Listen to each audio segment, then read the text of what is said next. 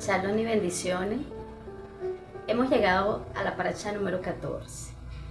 Esta se denomina Vaera. Es la segunda paracha que encontramos en el libro de Shemot. Encontramos allí la descripción de cómo fue el inicio de la redención, aunque sabemos que esto era algo que ya el Eterno había preparado desde antes. Pero justo en este momento inicia la etapa final de este maravilloso plan. Moshe Rabbeinu, quien había sido escogido para ser el primer redentor de Israel, es enviado por el Creador para hablar con Paró. Y aunque este siempre fue obediente a Hashem, en ese momento se cuestionó a sí mismo y le dijo al Creador que él era tardo para hablar y que no creía que Paró le escucharía. Hashem le responde y le dice: irás, vendrás a lo de Paró y vas a decir todo lo que yo te diga. ¿Sí? Pero como daste de ti, Aarón será tu portavoz. Vemos que ellos llegan con un mensaje claro y con señales y prodigios maravillosos. Y el Creador se glorifica, enviando 10 plagas en total. Aunque en esta porción vemos que solamente se mencionan las 7 primeras. Me gustaría destacar algunos puntos importantes de esta porción, aunque todos son valiosos. Y es propicio que años tras años, mientras el Creador no los permita, podamos escudriñarlos. Lo primero que quiero compartir contigo en esta oportunidad es cuando el Creador dice a Moshe: yo soy Hashem.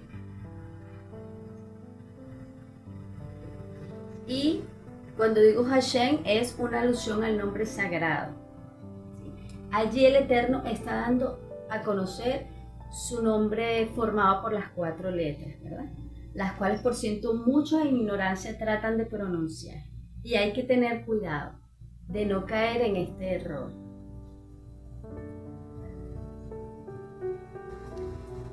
Este nombre en hebreo denota Él fue, Él es y Él será, aludiendo a su facultad de trascender dimensiones de tiempo, de espacio. Antes de esto, el Creador no había revelado su nombre.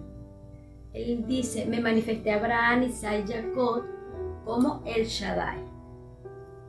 Y de esto infieren que Hashem manifiesta el nombre sagrado cuando llega el momento de cumplir su promesa. A los patriarcas les dio a conocer sus otros atributos, pero fue esta descendencia quien vio cumplirse la promesa de redención y la conquista de la tierra prometida, para que no quedara duda de que Hashem fue quien lo libertó. Todas las condiciones deberían estar dadas para ver su misericordia, su poder, su control sobre toda la naturaleza. No quedó duda que todo está sujeto a su voluntad. El cielo y la tierra le obedecen. Y aún toda la creación, ¿sí? El propósito de nuestra existencia en este mundo es reconocer y acercarnos a nuestro Creador. Por tanto, cada cosa que experimentes en tu vida no viene para dañar, sino para que la luz se manifieste. Hay personas que han experimentado al Creador en su vida de muchas maneras, porque todo dependerá del nivel de fe. Los nombres del Creador son de alguna manera formas de manifestación de su divinidad en este mundo presente. ¿Qué involucra un nombre? Por ejemplo, si tú le dices a alguien ¿quién eres? Y la respuesta es: bueno, soy Arisbe Saray. Pero si es la primera vez de la persona, ¿verdad? Tal vez no te diga mucho, necesitas algo más, ¿verdad? Pero si tú ya conoces a Arisbe y sabes que es amigable, que es sociable, que le gusta enseñar Torá, que es de tez blanca, caballo castaño, cada vez que tú escuches ese nombre, ya no te la tienen que describir. ¿Por qué? Porque el nombre estará asociado a muchos rasgos, a muchos atributos, a muchas cualidades.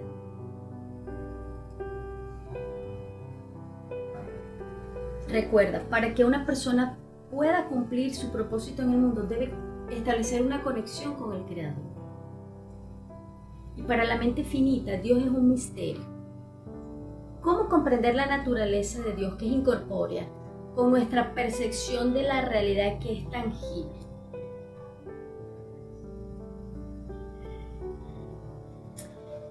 Es allí entonces donde el Creador emplea sus nombres, que por cierto no se los dio el nombre, sino el mismo.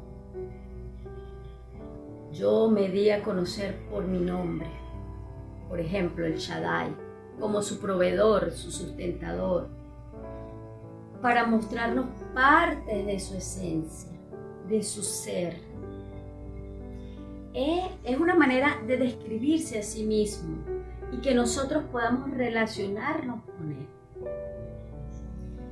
Aquel, por ejemplo, que ha pasado con una enfermedad, ha tenido de conectarse con Adonai Rafa, el sanador, y lo experimenta en su vida. Vemos, por ejemplo, al principio en Bereshit, que Hashem se manifiesta como Elohim, el nombre del poder, el todopoderoso. Por medio de este nombre, reconocemos que Dios no solo es el creador, es el amo de todo lo que existe, del poder, de la energía, del universo. Y algunos intérpretes dicen que por eso Hashem dijo: hagamos al hombre Selef Elohim, a nuestra imagen y semejanza, aludiendo a Elohim. Es decir, hagámoslo con la capacidad de crear. Ahora bien, ¿podemos ser imagen de Dios en este sentido? ¿Puede el hombre crear? Sí. Por ejemplo, ¿puede un hombre, un arquitecto, diseñar y crear un edificio? Pero a diferencia del creador, una vez que lo creas, ya el edificio existe independientemente de la persona que lo creó. El hombre puede crear vida, aportando su esperma, su óvulo, y conciben al niño. Pero la existencia de ese niño no dependerá del hombre. Somos socios de Hashem en la creación. El Todopoderoso es el único quien crea y después de crear sustenta toda la creación. Sin la mano de Hashem, nada perduraría. El nombre Elohim es un nombre que aparece 32 veces en la Torá y 32, según la gematría, corresponde al valor numérico de la palabra corazón, Lev, porque Hashem es para el mundo como el corazón para el hombre. El corazón deja de bombear sangre, lo aleino, y la persona muere. Hay que entender que nuestras acciones van a determinar ese influjo de energía divina que nosotros manifestamos en este mundo presente. Las palabras que decimos, los pensamientos, cada acto que hacemos.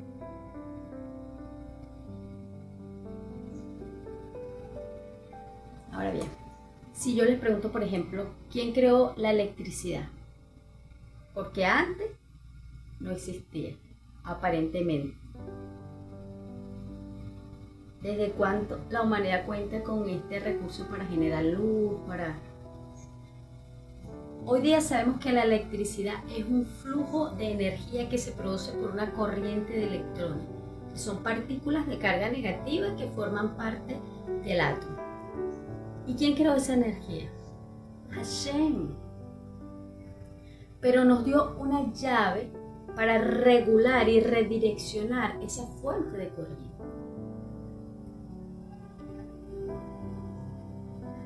Sin embargo, a veces el hombre se olvida de eso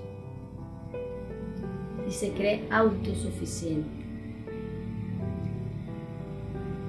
Algo que aprendemos también es que el nombre Elohim tiene el mismo valor numérico que la palabra naturaleza. Es decir, que toda la naturaleza y todo el universo es sustentado por Elohim. En el caso de esta parashá, Hashem se reveló con su nombre sagrado, su nombre propio, por decirlo de alguna manera. Yud-Heh-Vah-Heh. ¿Por qué? Porque era necesario manifestar. Había llegado el momento preciso de que Él manifestara la esencia de ese nombre.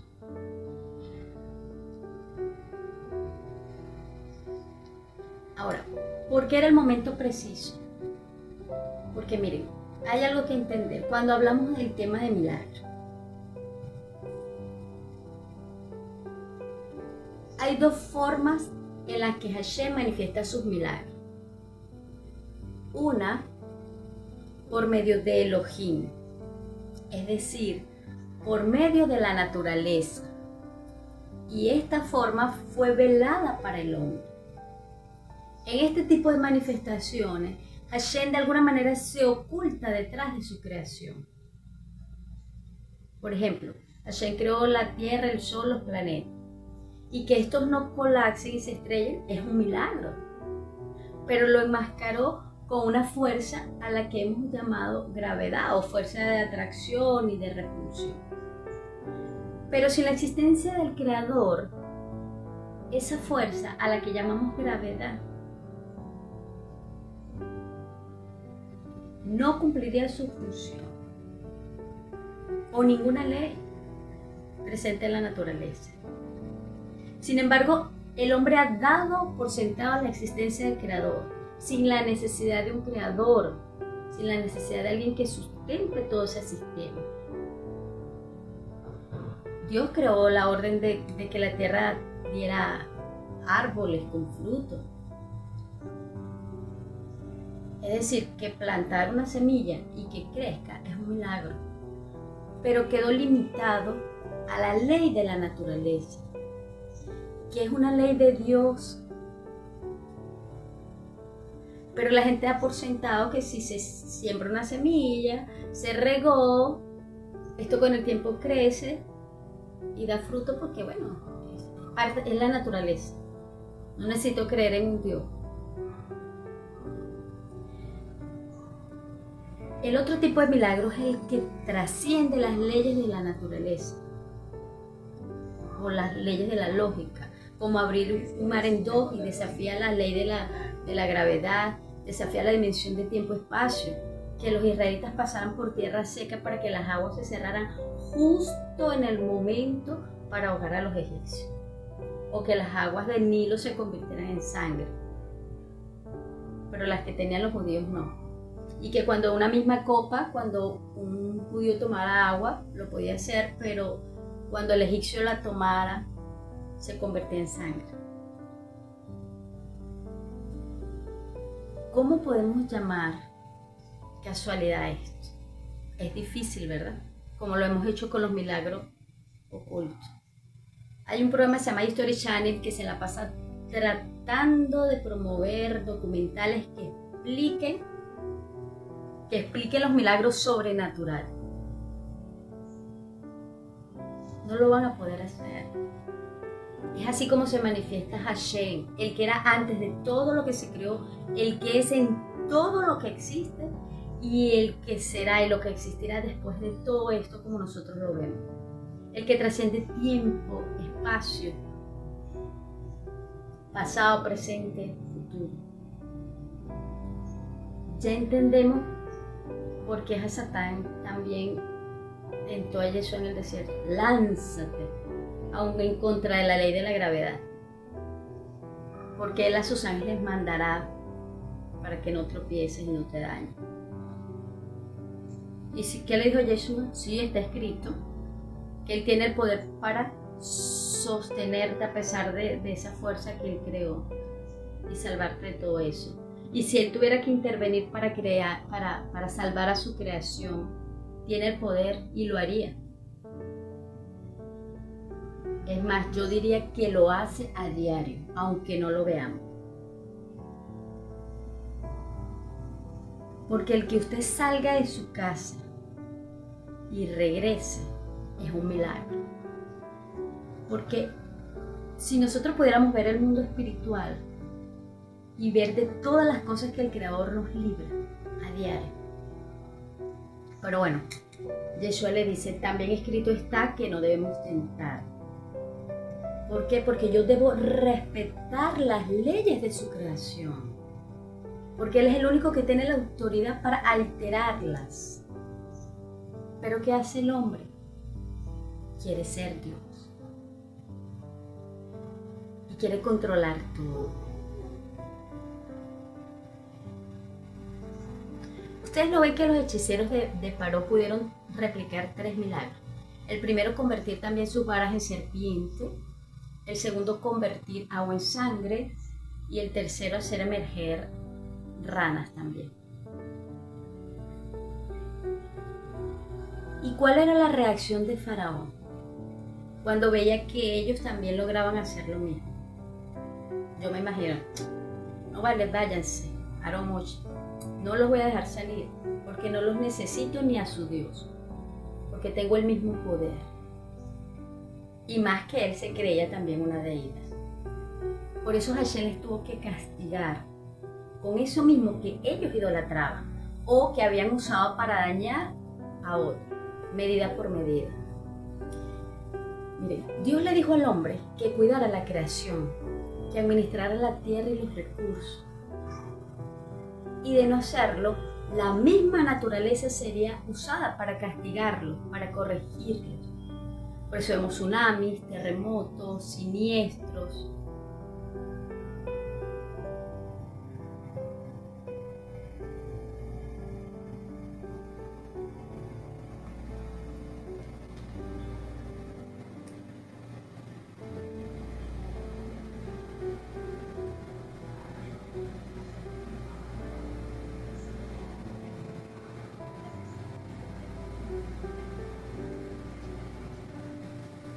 Pero aún así no escuchamos el juicio.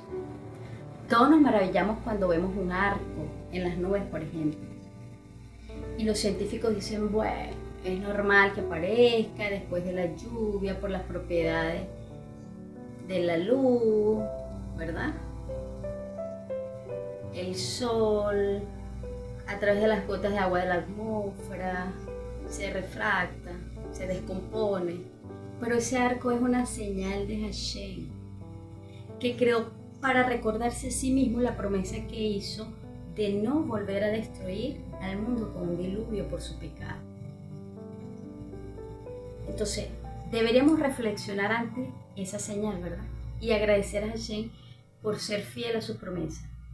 A pesar de que merezcamos ese mismo castigo, no lo hace. Y entonces deberíamos hacer teshuva. Vivimos maravillados por todos esos fenómenos naturales, eclipses de sol, luna, y claro que son maravillosos, porque Hashem es hermoso. Y eso lo reflejó en su creación. Cuando vemos las flores, la fragancia, la fruta. La naturaleza trata de mostrarnos al Creador. Trata de mostrarnos tiempos, señales, y seguimos sin oír. Porque la terquedad y dureza del corazón están detrás de cada persona, en su propia mala inclinación, su Yetzer Hara, que solo clama a Hashem cuando está mal. Se asustan ante una tragedia inminente o un diagnóstico médico negativo, lo alejan. Hasta los ateos creen en Dios en ese momento, en un momento apremiante. Pero cuando Hashem les salva, se olvida de todo y vuelve a su vida sin Hashem. Miren, Dios nos prueba cada día. Y tú tienes que ver si te vas tras milagros y señales o detrás del Creador. Y es por eso que a veces los Rachayim pueden hacer manifestaciones sobrenaturales. Porque son usados por el Creador para probar el corazón de las personas. ¿A cuántos nos hemos escuchado decir que si voy sí, voy a tal o cual lugar porque allá hacen milagros. Los hechiceros del faraón también lo hicieron. Ojo con eso. Dios se los permitió. Concluyo con esto. Hashem creó el mundo y estableció leyes naturales para su funcionamiento. Y como dijo el salmista, una ley estable no será transgredida. Y aunque Hashem no descuida el cumplimiento de las mismas, hay casos donde él mismo las quebranta por una necesidad puntual. Las 10 plagas y la salida milagrosa de Egipto tenían por objeto mostrar a Israel y al mundo que Hashem es todopoderoso y tiene el dominio sobre toda la naturaleza. Eso no nos debe quedar duda. Recuerda 2 llaves maravillosas que mueven la llave de Hashem para hacer eso. La tefilá, que es capaz de que Hashem desate milagros sobrenaturales, y la gratitud. Por todo lo que pasa, agradece. Bueno, añadiría también la teshuva genuina. Que el cielo nos ayude a contemplar al Creador en toda su creación. Hay 2 fiestas maravillosas que forman parte de la tradición cultural de nuestro pueblo y nosotros hemos adoptado como nuestra. La festividad de Hanukkah y la festividad de Purim, que está próximamente a llegar. Y cada año estudiamos cómo Hashem manifestó estos 2 tipos de milagros. Los milagros revelados en Hanukkah, sobrenaturales, que trascienden las leyes físicas,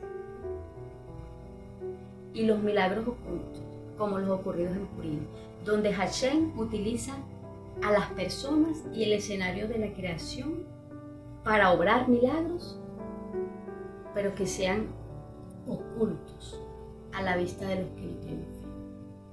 Sea cual sea la forma en que el Eterno decide manifestarse, reconoce que en todo está Él. Que cada día podamos desarrollar nuestra emuná y nuestro bitachón y confiar que Hashem es tu cuidador, es tu proveedor.